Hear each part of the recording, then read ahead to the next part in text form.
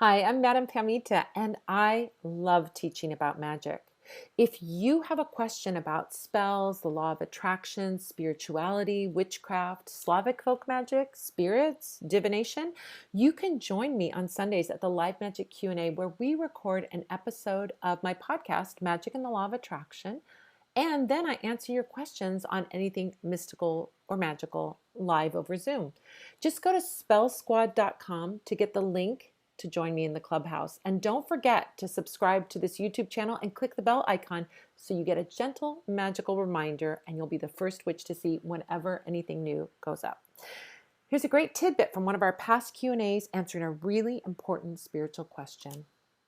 Oh, okay. Justin says, for someone new to magic, what is a good place to start studying, practicing as a Molfar? So, Molfar is a shamanic practitioner. It's a Hutsul shaman.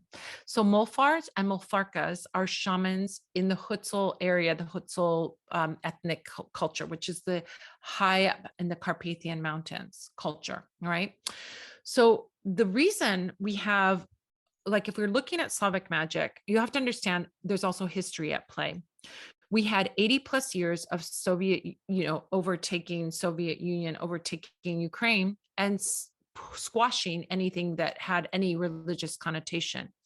Now, the Hutsuls who are high up in the mountains had less of that effect because they're so remote. Their land is also not super valuable land. The rest of Ukraine is like the super fertile, beautiful agricultural land that is so important, right? And so it was always disputed and always like fought over and always changed hands and became first it was part of Lithuania, it was part of Poland, it was part of it was part of Soviet Union. It was always a part of something else because it was such fertile, valuable land. But up in the Carpathian Mountains, it's sheep, they're sheep farmers, they're sheep herders. The land is mountainous land. It's not great for farming because it's rocks and angles, right? And so the thing that you could do would be to farm sheep and you take them up to, and cows and things, and you take them up to the highlands and then you let them feed over the summer and then you bring them back down to the lowlands and then you would, shear the sheep or use them for meat and so on.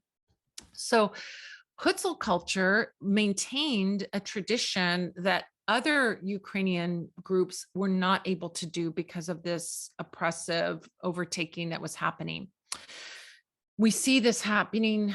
We see this happening even now, again, with Russia coming in and trying to eliminate Ukrainian culture. This is a big problem that's happened over and over and over again.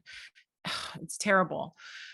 Hutsuls are kind of isolated. And so they were able to maintain this continuity of practice going back. So we have information that there were shamanic practices in ancient times in all Ukrainian lands. We see evidence of it, but we don't have the continuity of it. But the Hutsuls do have the continuity. Their shamans are called, and I use the word shaman as not the shaman, the real shamans, which are in Siberia. I'm using that as that kind of universal shorthand for someone who has an animistic practice, an ancient practice that has continuity for thousands of years and is doing work to do spiritual healing in the community, right? The shamans that was their job to do. Molfars is the male, Molfarka is the female. These practitioners are spiritualists, spiritual practitioners who connect to spirits in the spirit realm and do shamanic work. So if you want to find out about this, there's very few books in English about Molfars and Molfarkas, and that's another thing I want to go dive more deeply into and share more of that practice, the shamanic practices, because I'm a big devotee of shamanism and studying shamanism, core shamanism, and so on. So in doing these practices, you can find bits of it, here and there. There's some beautiful movies, actually. I'm trying to figure out where I can share that. If you go onto YouTube, you can find, if you search for Molfar or Molfarka, you'll find some stuff, right? If you want to start to learn shamanism, my shamanic teacher, who is Ukrainian Canadian and who will can bring some of that flavor. She teaches core shamanism, which is universal. It's not Ukrainian, but she can help you one-on-one, I'm sure. Her name is Krista Lynn, and you can find her at Krista Lynn, spelled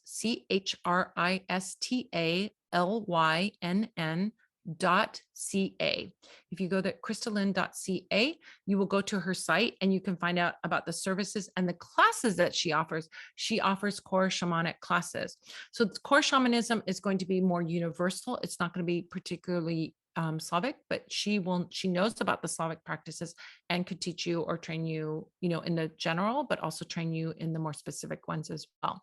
So that would be my first step. If you are wanting to do it, you're going to have to apprentice, you're going to have to learn. I'm doing an apprenticeship right now in shamanism and core shamanism. It takes a year to do, and you have to have all these preliminaries, but it's a lot of work, but it's worth it. You will learn so much from her. She's a wonderful teacher, and I'm very picky about my teachers. As a teacher, I'm picky about teachers. So that's where I would begin.